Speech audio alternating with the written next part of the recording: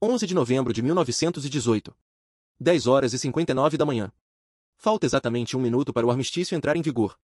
Em algum lugar perto do rio Meuse, nordeste da França, o soldado americano Henry Gunter levanta-se da trincheira. Contra as ordens diretas de seu sargento. Contra todo o bom senso. Ele carrega sozinho contra uma posição alemã de metralhadoras. Os alemães, do outro lado, já sabem que a guerra acabará em segundos. Tentam desesperadamente acenar para ele parar. Gritam em inglês, "Stop! War over!" Mas Gunter continua correndo. Às 10 horas e 59, uma rajada curta de metralhadora. Gunter cai morto. Um minuto depois, às 11 horas exatas, o silêncio. Após 4 anos, 3 meses e 10 dias de bombardeio incessante, as armas finalmente param.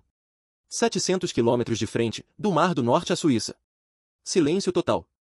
Alguns soldados saem cautelosamente das trincheiras. Olham para o inimigo do outro lado da terra de ninguém. Alguns acenam. Outros apenas olham, atordoados. Um soldado britânico depois escreveria: "O silêncio era tão ensurdecedor quanto o bombardeio. Pensei que tinha ficado surdo. Então ouvi um pássaro cantando. Comecei a chorar." Este é o momento mais importante do século XX que você provavelmente nunca estudou em profundidade. Nos próximos 20 minutos, você vai descobrir a história completa do armistício de Compiègne. A história de como a guerra mais sangrenta que a humanidade já havia visto finalmente terminou. Mas não foi num campo de batalha. Foi num vagão de trem. Na clareira de uma floresta. Em negociações que duraram apenas 72 horas, mas mudaram o curso da história. Você vai conhecer Matthias Herberger, o homem comum forçado a carregar o peso impossível de assinar a derrota de sua nação.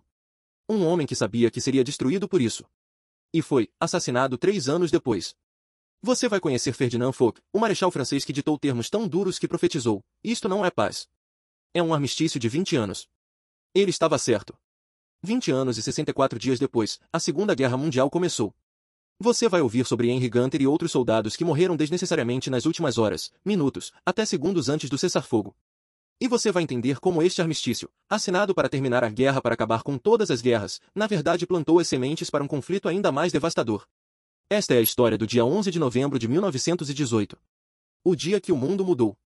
E o dia que o mundo cometeu erros que pagaríamos com 50 milhões de vidas apenas 2 décadas depois. Para entender o que aconteceu em novembro de 1918, você precisa entender o quanto a Europa estava quebrada. Em 4 anos e 3 meses, a Primeira Guerra Mundial havia feito algo que ninguém imaginava possível: destruiu completamente a ordem mundial que existia há séculos. 9 milhões de soldados mortos. 21 milhões de feridos. 7 milhões de civis mortos por fome, doença e violência. Economias inteiras em ruínas. Campos agrícolas devastados. Cidades transformadas em escombros. Mas mais que isso, 4 impérios, alguns com séculos de história, estavam colapsando simultaneamente. A Bulgária foi a primeira a cair. Em 29 de setembro de 1918, assinou armistício após a ofensiva de Vardar dos aliados. O Império Otomano, que já dominara do Marrocos até a Pérsia, estava esgotado. Derrotado na Palestina, na Mesopotâmia, em todas as frentes. Em 30 de outubro, capitulou com o armistício de Mudros. O Império Austro-Húngaro, a grande potência multiétnica da Europa Central, desintegrou-se internamente. Tchecos, eslovacos, húngaros, croatas, sérvios, todos proclamando independência. Em 3 de novembro, assinou armistício em Vila Giuste. Dias depois, deixaria de existir. E restava a Alemanha.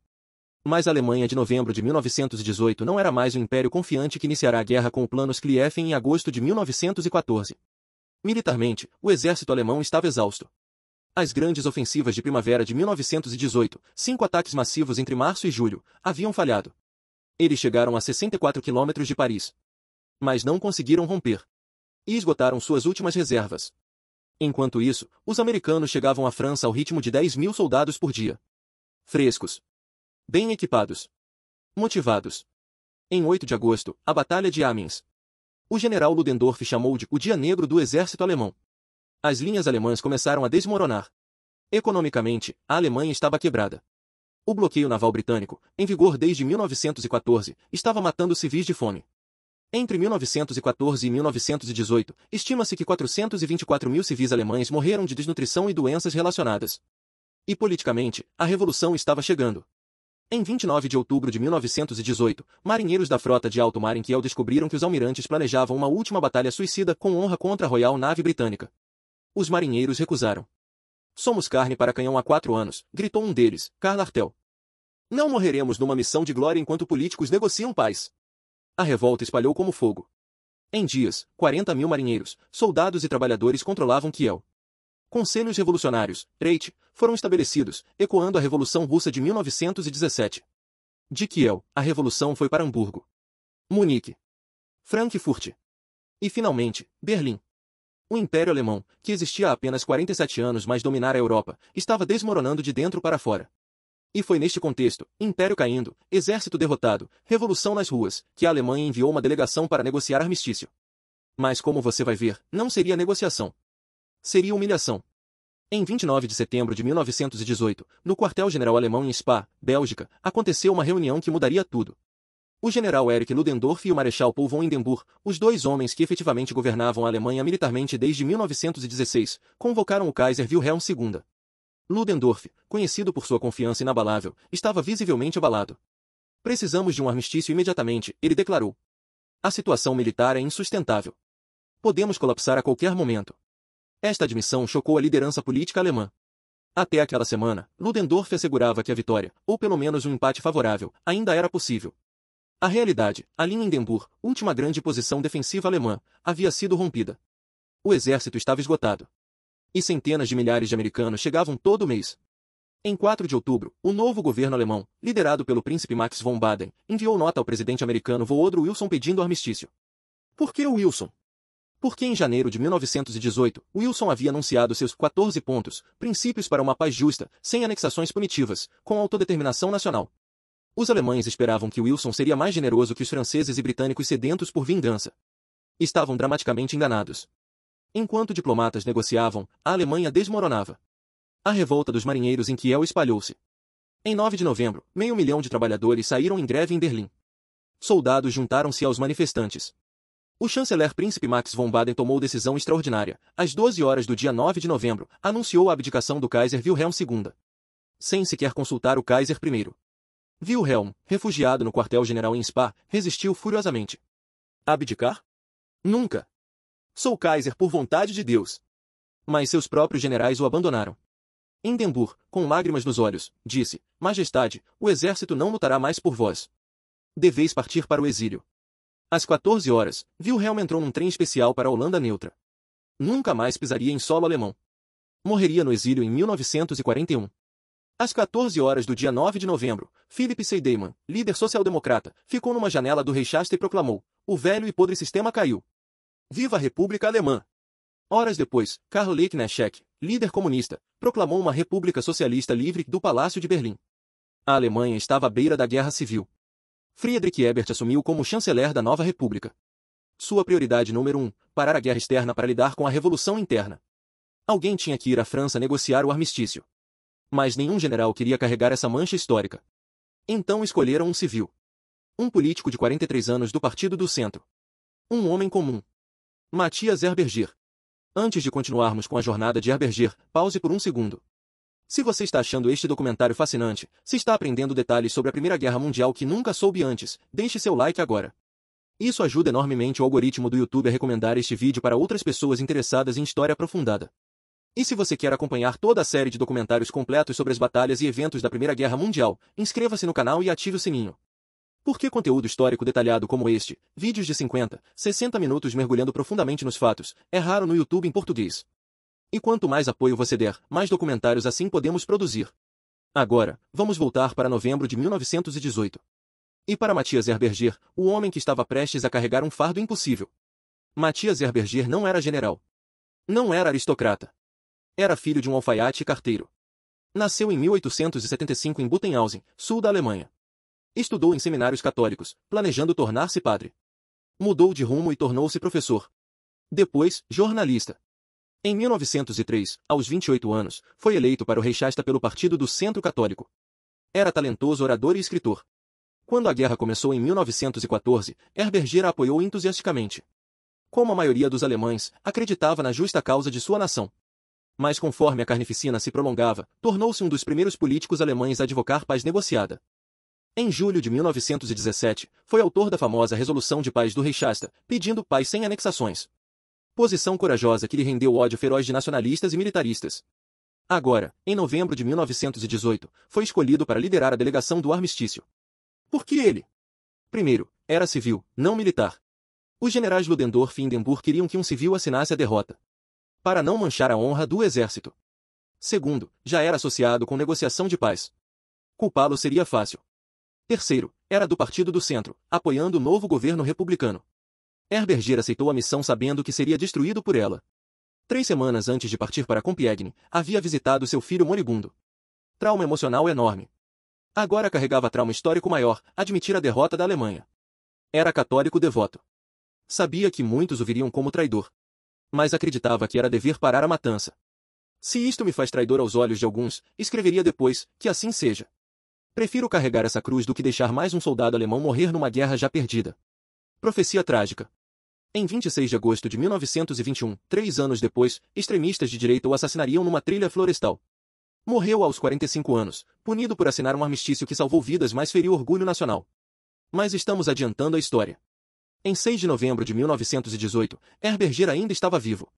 E estava prestes a embarcar na viagem mais terrível de sua vida. 6 de novembro de 1918. Manhã gelada em Berlim. 4 homens reuniram-se discretamente para a missão mais humilhante imaginável. Matthias Herberger, líder. Conde von Oberdorf, diplomata. Major-General von Winterfeld, representante do exército. Capitão Vancelov, representante da marinha. Antes de partir, Herberger recebeu instruções finais: obtenha os melhores termos possíveis. Mas aceite qualquer coisa para parar a matança. Em outras palavras, você não tem poder de negociação. Aceite o que eles exigirem. Em 7 de novembro, a delegação cruzou as linhas da frente perto de La Capelle. 5 automóveis. Bandeiras brancas. Tropas francesas os esperavam. E o que se seguiu foi calculadamente cruel. A viagem deveria levar 3 ou 4 horas. Os franceses fizeram durar 10 horas. Através da França do Norte devastada pela guerra. Propositalmente, os franceses escolheram a rota mais longa. Através dos piores campos de batalha. Aldeias completamente destruídas. Nem uma parede de pé. Apenas escombros e crateras. Campos crivados por milhões de projéteis de artilharia. Terra virada do avesso. Lama misturada com metal retorcido e ossos. Florestas fantasmagóricas. Árvores mortas, sem folhas, sem galhos. Apenas troncos negros carbonizados apontando para o céu como dedos acusadores. Os alemães viajaram em silêncio. Herberger mais tarde descreveria: foi mais traumático que a viagem ao leito de morte de meu filho. Von Winterfeld, o general, olhava pela janela e via o que seu exército havia feito. A destruição. O sofrimento. Os franceses não disseram uma palavra. Não precisavam. As ruínas falavam por eles. Vejam o que fizeram ao nosso país. A jornada durou toda a noite. Sem dormir. Com frio. Exaustos. Finalmente, na madrugada de 8 de novembro, chegaram à floresta de Compiègne. Névoa densa. Folhas de outono cobrindo o chão. Frio cortante. 2 trens aguardavam numa clareira isolada. 2 linhas férreas paralelas, separadas por 100 metros. Num trem, Ferdinand Foch e a delegação aliada. No outro, acomodação para os alemães. Herberger desceu do carro. Pernas rígidas após 10 horas sentado. Costas doendo. Olhos vermelhos de fadiga. Olhou para o vagão onde Foch o esperava. Sabia o que viria. Humilhação. Termos impossíveis. O peso de 70 milhões de alemães sobre seus ombros. Respirou fundo. Rezou brevemente. E caminhou em direção ao vagão 2419D. O vagão onde a história mudaria. 8 de novembro de 1918. 9 horas da manhã. Os alemães foram conduzidos ao vagão 2419D. Este vagão merece descrição. Antes da guerra, era vagão-restaurante de luxo. Servia refeições sofisticadas a passageiros ricos em Delville, cidade litorânea elegante. Agora, requisitado como escritório móvel de Foch. Interior modificado, mesa de mogno no centro. Mapas militares nas paredes. Pequena estufa contra o frio. Ferdinand Foch os esperava, sentado à mesa. 67 anos, baixo, bigode imponente, olhos penetrantes que podiam intimidar qualquer subordinado. Ao lado dele, General Maxime Weygand, seu inseparável chefe de Estado-Maior. E Almirante Roslin Wemyss, representante britânico. A atmosfera era glacial. Não apenas pela temperatura de novembro, mas pela hostilidade deliberada. Herberger, esperando cortesia diplomática básica, estendeu a mão para cumprimentar Foch. Foch olhou para a mão estendida. Então para o rosto de Herberger. E não se moveu. Não ofereceu a mão. Não se levantou. Não disse bom dia. Simplesmente perguntou, friamente, em francês: o que traz os senhores aqui? O que desejam? 3 segundos. Um momento que estabeleceu tudo o que viria. Este não seria negociação entre iguais. Seria ditado de termos à potência derrotada. Herberger, desconcertado, retraiu a mão. Viemos receber as propostas dos aliados para um armistício. Não há propostas, respondeu Foch geladamente. Vocês pedem um armistício. Vocês devem me dizer o que querem. Jogo de palavras não acidental. Foch queria estabelecer desde o início, vocês são suplicantes, não diplomatas. Os alemães, roupas de viagem amarrotadas após 10 horas de jornada, sem dormir, sentaram-se. Diante deles, oficiais aliados impecavelmente uniformizados. A mensagem era clara, vocês não merecem respeito. Finalmente, Herberger disse, solicitamos respeitosamente conhecer as condições do armistício.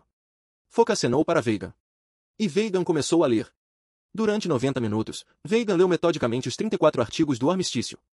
Sua voz fria e precisa. Lendo termos devastadores sem emoção nenhuma. Os alemães ouviram em silêncio crescente e horror. As condições eram muito piores que os 14 pontos de Wilson que esperavam. Evacuação de todos os territórios ocupados em apenas 15 dias. França, Bélgica, Luxemburgo, Alsácia-Lorena. Retirada de toda a margem esquerda do Reno em 31 dias. E a entrega de material militar era esmagadora, 5.000 canhões, 25.000 metralhadoras, 3.000 morteiros, 1.700 aviões, 5.000 locomotivas, 150.000 vagões ferroviários, entrega de todos os submarinos. Internamento da frota de alto mar, os navios de guerra que eram orgulho da Alemanha. Continuação do bloqueio naval britânico. Ou seja, civis alemães continuariam morrendo de fome. Repatriação de todos os prisioneiros aliados imediatamente. Mas prisioneiros alemães permaneceriam detidos. E reparação por danos causados, valor a ser determinado depois. Quando Weygand terminou, silêncio pesado encheu o vagão. Herberger estava pálido. As condições não eram armistício. Eram rendição total. Von Winterfeld, o general alemão, finalmente falou. Voz tremendo de emoção contida, envolvam-se Bzig Millionen Leide, aber es sagt nicht. Um povo de 70 milhões sofre, mas não morre. Era a declaração de desafio. Afirmação que mesmo derrotada, a Alemanha sobreviveria. Foch nem sequer respondeu. Apenas acenou friamente com a cabeça. Como se dissesse, veremos. São 11 horas agora, disse Foch. Vocês têm até segunda-feira, 11 de novembro, às 11 horas da manhã. 72 horas. 3 dias. Depois disso, o prazo expira e os termos serão ainda mais severos. Os alemães foram conduzidos de volta ao seu trem. Herberger imediatamente enviou mensagem urgente para Berlim via rádio, detalhando as condições. Mas a resposta seria demorada. As comunicações estavam caóticas. A revolução varria a Alemanha. O governo mal controlava Berlim, muito menos o país inteiro. Enquanto isso, na frente ocidental, a luta continuava. Soldados ainda morriam. A cada hora de espera, mais baixas. E em Berlim, naquele domingo 9 de novembro, a Alemanha transformou-se. O Kaiser Wilhelm II foi forçado a abdicar. Fugiu para a Holanda. A República foi proclamada. Friedrich Ebert assumiu como chanceler. O império que existia há 47 anos deixou de existir em questão de horas. E na clareira de Retondes, Herberger aguardava ansiosamente. Sabia que cada hora de atraso significava mais mortos nas trincheiras. Nas trincheiras, soldados de ambos os lados sabiam que armistício estava sendo negociado. Mas as ordens eram continuar lutando. Comandantes aliados, especialmente americanos, queriam ganhar tanto terreno quanto possível antes do armistício. Ordenaram ataques até o último minuto. Domingo, 10 de novembro. Herberger não dormiu. Passou a madrugada estudando meticulosamente cada um dos 34 artigos. Fazendo anotações. Calculando implicações. Às 2 da manhã, convocou seus colegas. Temos poucas horas, disse. Devemos tentar obter pelo menos algumas concessões. Mas todos sabiam a verdade, não tinham poder de barganha nenhum. Herberger caminhou nervosamente pela floresta. Folhas de outono sob seus pés. Névoa fria. Silêncio absoluto. Era homem religioso, católico devoto. Rezou, pedindo orientação divina. Pensou em seu filho, morto 3 semanas antes. Pensou em sua esposa. Seus outros filhos. Pensou nos milhões de alemães que o culpariam pelo que estava prestes a fazer. Sabia, com certeza profética, que seria destruído por isso. Mas acreditava que era dever moral parar a matança. Finalmente, às 22 horas do domingo, chegou a mensagem de Berlim. Ebert e o novo governo autorizavam Herberger a assinar nas condições que for possível obter. Em outras palavras, assine qualquer coisa. A Alemanha não tinha mais escolha. 11 de novembro de 1918. Herberger não dormiu. Passou a noite em vigília. Às 5 da manhã, ainda escuro, os 4 delegados alemães caminharam novamente pela floresta até o vagão de Foch. O outono transformará a clareira numa paisagem melancólica. Folhas caídas. Névoa densa. Frio cortante. Dentro do vagão 2419D, lâmpadas a óleo lançavam sombras tremeluzentes. Focus esperava. Impassível como sempre. Herberger fez última tentativa de negociar termos ligeiramente menos punitivos. Pediu que o bloqueio naval fosse suspenso para permitir importação de alimentos. População alemã estava morrendo de fome. Foch recusou friamente. Pediu redução na quantidade de material militar a ser entregue. Recusado. Pediu que prisioneiros alemães fossem libertados simultaneamente com os aliados. Recusado. Finalmente, Herberger, derrotado, disse: assinamos. Sua voz tremia. Às 5h20 da manhã, Matthias Herberger pegou a caneta tinteiro que lhe foi oferecida. Sua mão tremeu visivelmente. Ao lado dele, os outros 3 delegados alemães assinaram também. Do outro lado da mesa, Ferdinand Foch e Rosslin Wemis assinaram pelos aliados. Não houve apertos de mão. Não houve palavras de cortesia. Não houve celebração. O silêncio no vagão era opressivo. Foch olhou friamente para Herberger e disse apenas: está feito. O armistício entrará em vigor às 11h. Os alemães levantaram-se. Curvaram-se rigidamente. Foch não retribuiu a cortesia. Eles saíram do vagão. Lá fora, na névoa fria da madrugada, Herberger parou. Olhou para o céu que começava a clarear. E sussurrou, mais para si mesmo que para os outros: Gott versei, was wir getan haben. Que Deus perdoe o que fizemos. Não estava claro se referia-se à assinatura do armistício. Ou aos 4 anos de guerra que a precederam. Provavelmente ambos. Estamos chegando ao momento crucial desta história. O armistício estava assinado. Mas faltavam 5h30 para entrar em vigor. E como você vai descobrir agora, essas 5 horas foram algumas das mais desnecessariamente mortais da guerra inteira. Mas antes, se você está gostando deste nível de detalhe histórico, compartilhe este vídeo com alguém que também gosta de história aprofundada. E deixe nos comentários, você conhecia esses detalhes sobre o armistício? Sabia sobre Matthias Herberger e seu destino trágico? Agora vamos para as últimas horas da Primeira Guerra Mundial. E para a pergunta que historiadores debatem até hoje: por que esperar 5h30? Por que não parar imediatamente? 5h20 da manhã. Armistício assinado. 11h, armistício entraria em vigor. 5h30 de intervalo. A decisão de esperar até a 11ª hora do 11º dia do 11º mês foi puramente simbólica. Foch queria o simbolismo perfeito. Mas teve consequências horríveis. Nas trincheiras, comandantes de ambos os lados sabiam que armistício fora assinado. A guerra acabaria em horas. Mas as ordens eram: continuar lutando. Alguns comandantes aliados, particularmente americanos inexperientes, ordenaram ataques até o último minuto. Queriam ganhar terreno antes do cessar-fogo. Queriam glória final. O general John J. Pershing, comandante americano, foi duramente criticado por não declarar cessar-fogo unilateral assim que armistício foi assinado. Nestas 5h30, aproximadamente 2.750 soldados foram mortos. Aproximadamente 8.250 foram feridos. Total, cerca de 11.000 baixas. Completamente desnecessárias. O armistício estava assinado. A guerra havia acabado tecnicamente. Mas homens continuaram morrendo. Vou contar 3 histórias. 3 entre milhares. Henry Nicholas John Gunter. 23 anos. Baltimore, Maryland, Estados Unidos. 6 meses antes, fora rebaixado de sargento a soldado raso. Seu crime: escrever carta a um amigo desencorajando-o de alistar-se. A carta foi interceptada por sensores militares. Gunter foi punido por desencorajar recrutamento. Durante meses, buscou desesperadamente redimir sua honra. Manhã de 11 de novembro. Às 10h, sua unidade recebeu notícia: armistício começaria às 11h. Às 10h30, oficial ordenou: parem de avançar. Não fazia sentido morrer faltando meia hora. Mas às 10h58, Gunter viu posição alemã de metralhadora 100 metros à frente. Contra ordens diretas de seu sargento Ernest Powell, que gritou: Gunter, volte aqui. Você é louco? Falta 1 minuto. Gunter levantou-se. Pegou seu rifle Browning automático. E carregou sozinho contra a posição alemã. Os soldados alemães do outro lado já sabiam que armistício começaria em segundos. Tentaram freneticamente acenar para Gunter parar. Gritaram em inglês: Stop! Stop! War over! Gunter continuou correndo. Com menos de 30 segundos para o armistício, relutantemente, abriram fogo. Rajada curta de metralhadora. Gunter caiu morto. Exatamente às 10h59. 1 minuto depois, às 11h, o cessar-fogo entrou em vigor. Os alemães que o mataram saíram de sua trincheira. Olharam tristemente para o corpo. Um deles colocou o capacete alemão sobre o rosto de Gunter. Em sinal de respeito. Henry Gunter é oficialmente o último soldado morto na Primeira Guerra Mundial. 2 minutos antes de Gunter, às 10h58, George Lawrence Price, soldado canadense, morto por atirador alemão em Mons, Bélgica. Ironicamente, a mesma cidade onde britânicos lutaram sua primeira batalha em agosto de 1914. Price tinha 25 anos. Deixou esposa grávida no Canadá. 5 minutos antes do armistício, às 10h55, Augustin Trebuchon, soldado francês do 415º Regimento de Infantaria, estava correndo entre trincheiras carregando mensagem para sua unidade. A mensagem: sopa quente será servida às 11h30 após cessar fogo.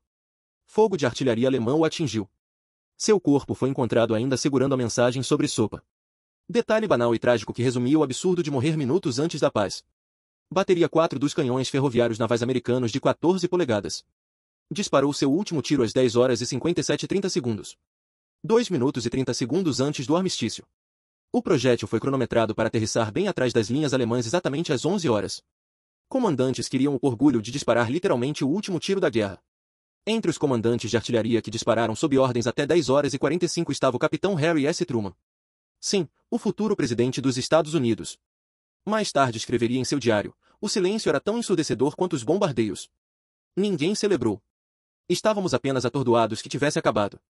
Inquérito do Congresso americano em 1919 investigou estas mortes desnecessárias. Criticou severamente comandantes que ordenaram ataques após saberem do armistício. Mas nada mudaria o fato: 11.000 baixas que não precisavam acontecer. 11 de novembro de 1918. 11 horas da manhã. Exatamente. Em toda a frente ocidental. 700 quilômetros de extensão. Do Mar do Norte à fronteira suíça. O fogo cessou. O bombardeio de artilharia que soava incessantemente há 4 anos, 3 meses e 10 dias, parou. O silêncio foi tão abrupto e completo que foi fisicamente chocante.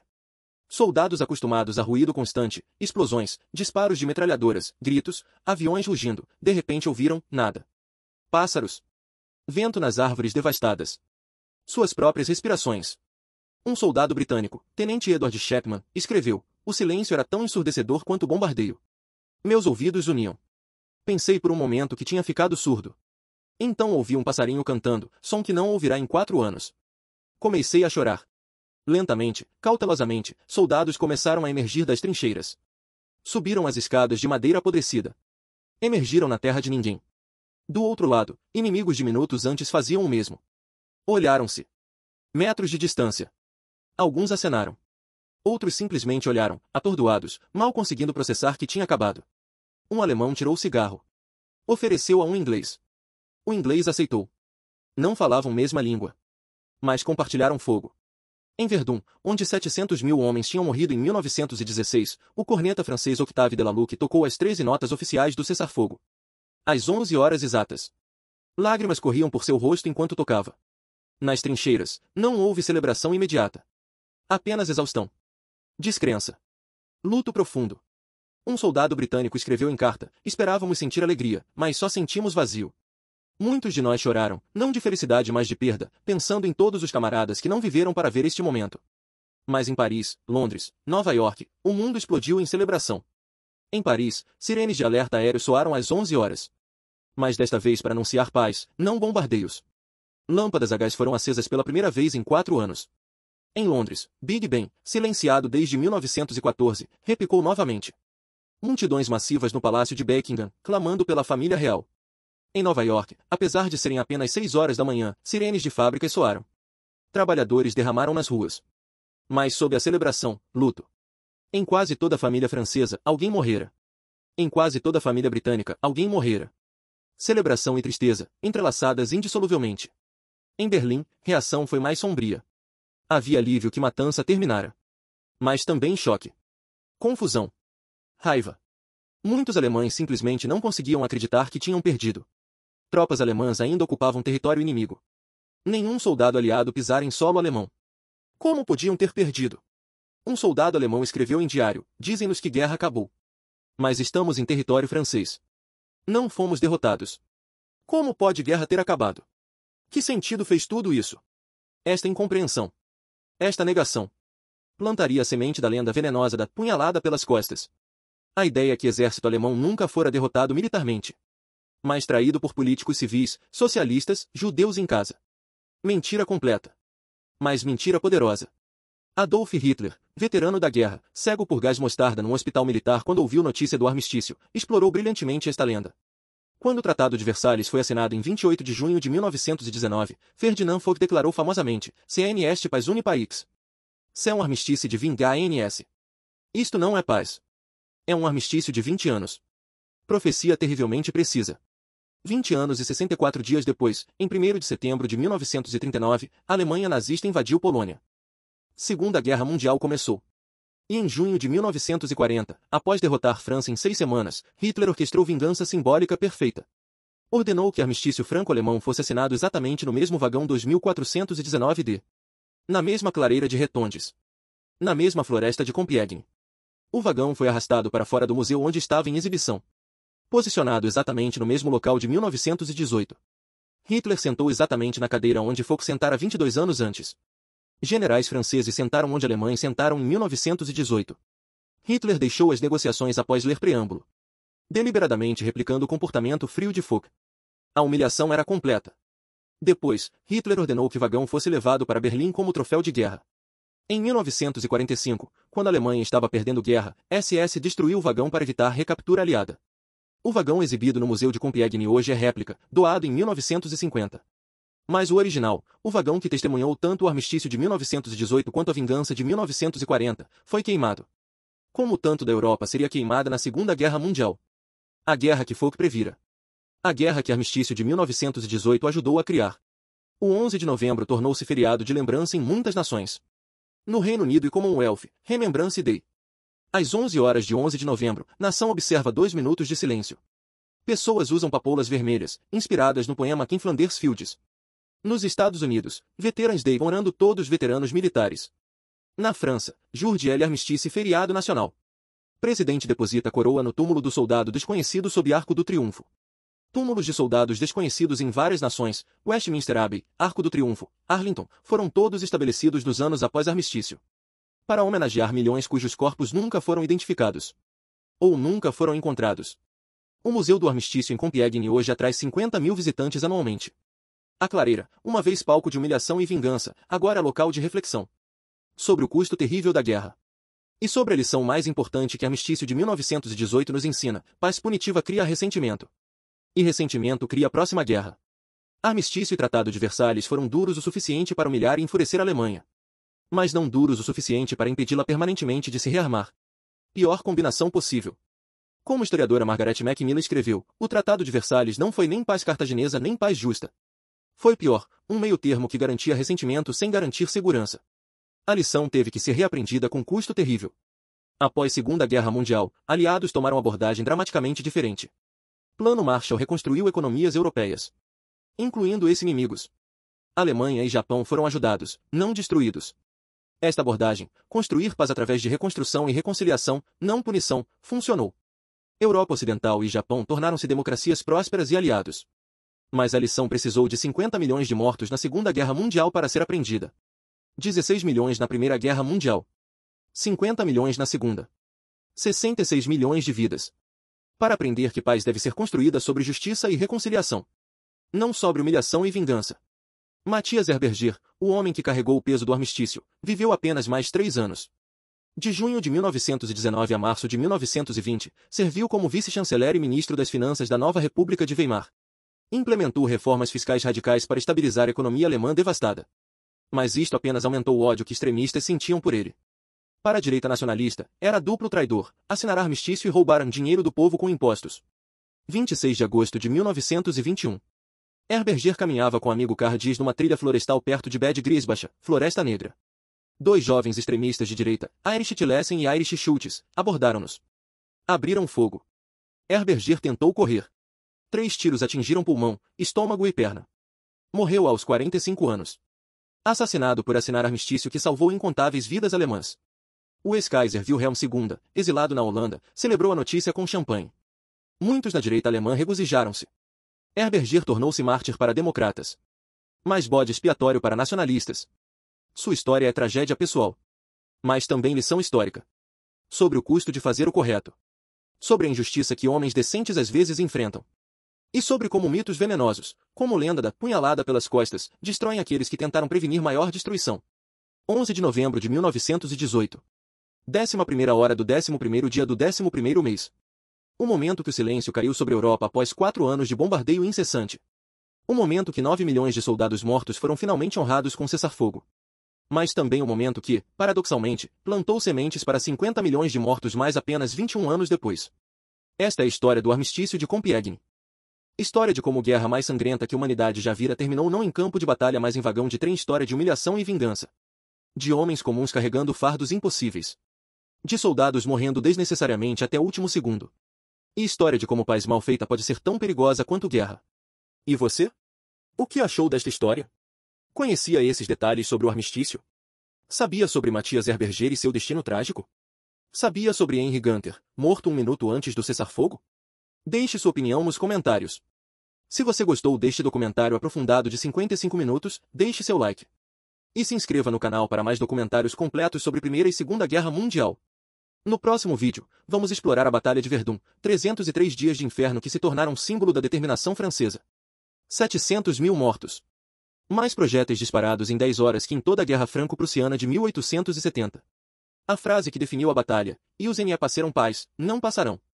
Até lá, obrigado por assistir. E lembre-se, estudar história não é apenas aprender sobre passado. É entender presente. E tentar não repetir